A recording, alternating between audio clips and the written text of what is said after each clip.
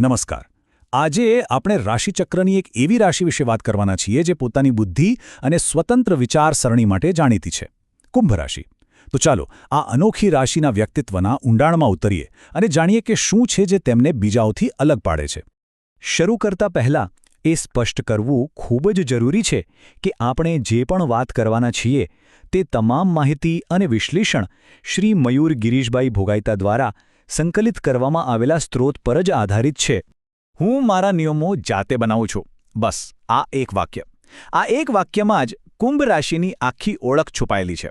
આ જ એમની સ્વતંત્રતાનો પાયો છે, જેના પર એમના જીવનની આખી ઇમારત ઊભી હોય છે, અને આ જ વાત એમને ભીડથી અલગ તારવે છે. તો ચાલો સૌથી પહેલા કુંભ રાશિની એક મૂળભૂત ઓળખ મેળવીએ.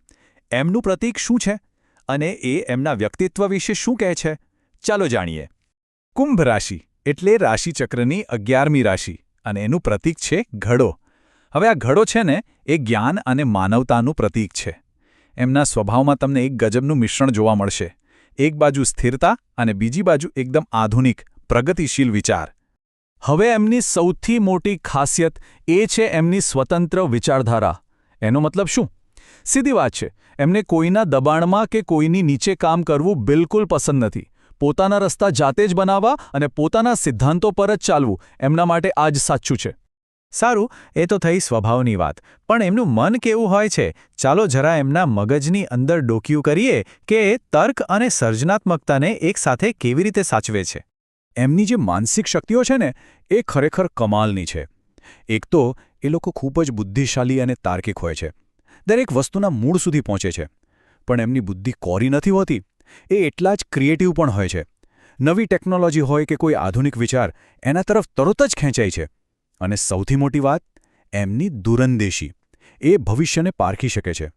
અને એમની આ જ બધી ખૂબીઓના કારણે એ લોકો શિક્ષણ, વિજ્ઞાન, લેખન અને રિસર્ચ જેવા ફિલ્ડમાં ખૂબ જ આગળ વધે છે. કેમ કે આ એવી જગ્યાઓ છે જ્યાં એમના તાર્કિક અને સર્જનાત્મક મનને પૂરેપૂરો અવકાશ મળે છે. પણ વાત ખાલી બુદ્ધિ અને તર્કની નથી.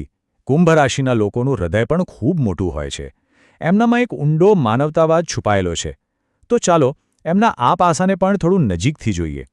એમના દયાળુ સ્વભાવની તો વાત જ શું કરવી. સમાજ સેવા કરવી હોય કે કોઈની મદદ કરવી હોય, એ લોકો હંમેશા સૌથી આગળ ઊભા હોય છે. આ જ માનવતાવાદી ગુણ એમને સામાજિક કાર્યો તરફ ખેંચી જાય છે, અને ઘણીવાર એમાં નેતૃત્વ પણ કરે છે. અને જો મિત્ર તરીકે વાત કરીએ ને, તો કુંભ રાશિના લોકો બહુ વફાદાર હોય છે. હા, એવું બની શકે કે એમના મિત્રો બહુ ઓછા હોય, એકદમ નાનું સર્કલ હોય, પણ જે હોય એમની સાથેનો સંબંધ ખૂબ જ ઊંડો અને સાચો હોય છે. એમની દોસ્તી પર આંખ બંધ કરીને ભરોસો કરી શકાય છે. પણ જેમ દરેક સિક્કાની બે બાજુ હોય છે, એમ જ કુંભ રાશિના સ્વભાવના પણ બે અલગ અલગ પાસાં છે. અને આ જ વસ્તુ એમને સમજવા માટે વધુ રસપ્રદ બનાવે છે. ચાલો જોઈએ. તો જુઓ, અહીં એક બહુ જ રસપ્રદ વિરોધાભાસ છે. એક તરફ એ એટલા દયાળુ છે કે સમાજ સેવા માટે હંમેશા તૈયાર રહે છે, પણ બીજી જ તરફ એ ક્યારેક પોતાની જ દુનિયામાં એટલા ખોવાઈ જાય છે ને કે લોકોને થોડા લાગણી વગરના, કે કહીએ તો ડ્રાય લાગે છે. આ એમની અલગ લેવાની જે વૃત્તિ છે, એના લીધે જ ક્યારેક એમને સમજવા અઘરા બની જાય છે. અને હા, એમનો જિદ્દી સ્વભાવ. પોતાના વિચારોને લઈને એ લોકો એટલા પાક્કા હોય છે કે જો એકવાર કંઈક નક્કી કરી લીધું તો પછી એમને કોઈ સમજાવી ના શકે. એમને મનાવવા લગભગ અશક્ય બની જાય છે. તો ચાલો આટલી બધી વાતો પછી હવે કુંભ રાશિ વિશેની કેટલીક મુખ્ય જ્યોતિષીય વિગતો પર એક નજર કરી લઈએ.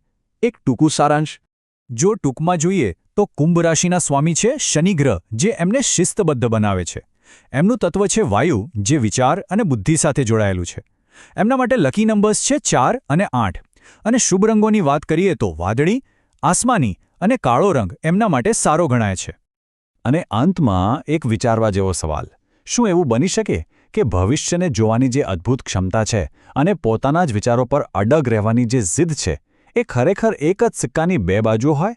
આ સવાલ પર જરા વિચારજો, કારણ કે એમાં જ કુંભ રાશિના વ્યક્તિત્વનું આખું રહસ્ય છુપાયેલું હોઈ શકે છે.